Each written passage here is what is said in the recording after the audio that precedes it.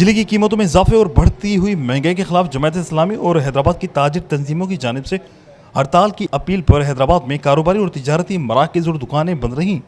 शेर लतीफ़ाबाद और कासिमाबाद में मार्केटें, दुकानें, शॉपिंग सेंटर और दीगर कारोबारी मराकज़ बंद रहे। हड़ताल के बायस पेट्रोल पंप भी बंद कर दिए गए, जिसके सबब ट्रैफिक भी मामूल से कम रही। शहर में किसी भी नामुमकिन नाखुशगवार वाक़े से निपटने के लिए बड़ी तादाद में पुलिस की भारी नफरी तैनात की गई थी। रैली के शुरा ने बैनर्स व प्ले कार्ड्स उठाकर बढ़ती हुई महंगाई, पेट्रोलियम मसनूआत की कीमतों में इजाफे के खिलाफ नारेबाजी की।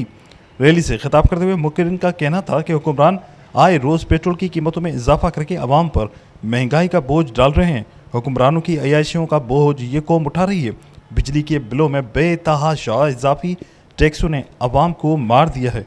अब हुक्मरानों की अयाशियों का बोझ अवाम की बर्दाश्त से बाहर हो चुका है। मुल्क को बेदर्दी से लूट कर बैरून मुल्क जायदादें बनाई जा रही हैं। अब वक्त आ गया है कि ऐवानों से चोरों और लुटेरों को भगाया जाए।